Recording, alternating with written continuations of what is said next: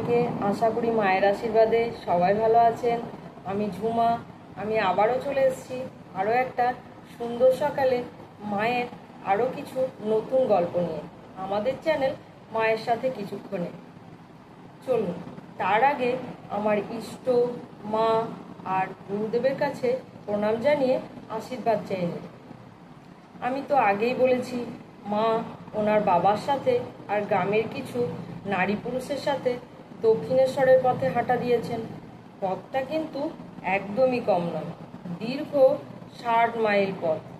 আর এর আগে মায়ের তো এত পথ হেঁটে যাওয়ার অভ্যেস নেই। স্বাভাবিকভাবেই মা ক্রমাগত অসুস্থ হতে থাকলো। এবার মায়ের একদিন খুব জ্বর আসলো। সেই সময় মায়েরা এক রাত্রিবেলা একটা চটিতে আশ্রয় নিয়েছিলেন। এবার মা বলছেন, সেই রাত্রিবেলা আমি যখন জ্বর আর ঘুমের ঘোরে অনেকটা অবচেতন হয়েছিলাম, সেই সময় দেখলাম একটা কালো মেয়ে আমার পাশে এসে বসলো।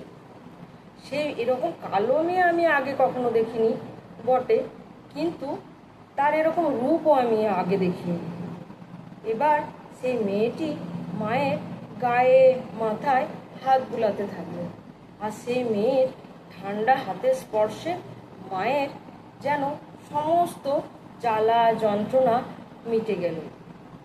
মা মেয়েটিকে ঘুমের ঘোরেই জিজ্ঞেস করলেন, কোথা থেকে আসছো গা? মেয়েটি বলল, আমি দক্ষিণেশ্বর থেকে আসছি। মা তো শুনে অবাক। মা বলল, দক্ষিণেশ্বর থেকে? আমিও ভেবেছিলাম দক্ষিণেশ্বর যাব, তাকে দেখব। তাকে অর্থাৎ মা ওনার স্বামী ঠাকুর শ্রী শ্রী রামকৃষ্ণের কথা বলছেন, তার সেবা করব। কিন্তু আর বোধ হয় হলো না আমার তার সাথে দেখা। মেয়েটি তখন বলল, না না, হবে না কেন? তুমি যাবে বই কি, তুমি ভালো হয়ে দক্ষিণেশ্বর যাবে, তাকে দেখবে, তার সেবা করবে।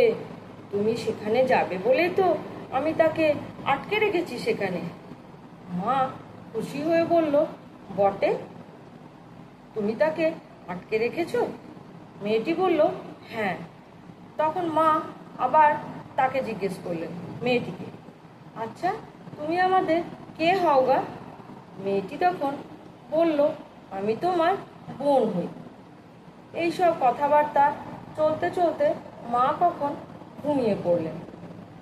আবার জানেন তো, এই নিয়ে আরও একটা গল্প আছে।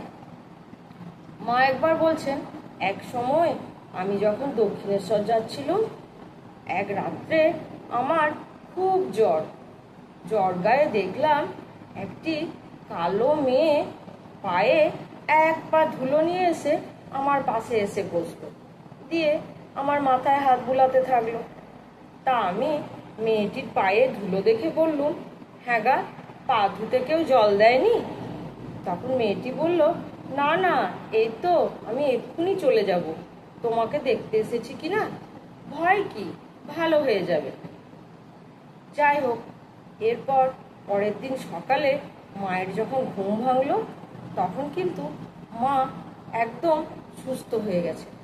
আর মায়ের মনে উৎসাহ বেশ। আগের দিনে রাত্রের স্বপ্নের কথা ভেবে মা মনে বেশ একটা জোর পেয়েছে। স্বভাবতই পরের দিন আবার যাত্রা শুরু হলো। আর একটু রাস্তায় যেতে তারপরে একটা পালকি পাওয়া গেল। কিছুটা রাস্তা পালকিতে গিয়ে শেষ পথটুকু, এই দীর্ঘ যাত্রার শেষ পথটুকু নৌকায় যেতে হলো। আর মায়ের সেই নৌকা যখন দক্ষিণেশ্বরে গিয়ে থামলো, তখন রাত ঠিক 9টা। সালটা ছিল 1278, চৈত্র মাস, দোল পূর্ণিমা। আর মায়ের তখন বয়স 18। মা প্রথমবার স্বামীর কাছে প্রথমবার দক্ষিণেশ্বরে গেলেন। আজ তাহলে এই পর্যন্তই থাক। এই গল্পটা আরও একদিন আমি আগিয়ে নিয়ে যাব, আপনারাও থাকবেন। মায়ের এই ছোট ছোট গল্পগুলো যদি আপনাদের ভালো লাগে, তাহলে চ্যানেলটা সাবস্ক্রাইব করে লাইক, শেয়ার, কমেন্ট করে দেবেন। মায়ের আশীর্বাদে সবাই ভালো থাকুন।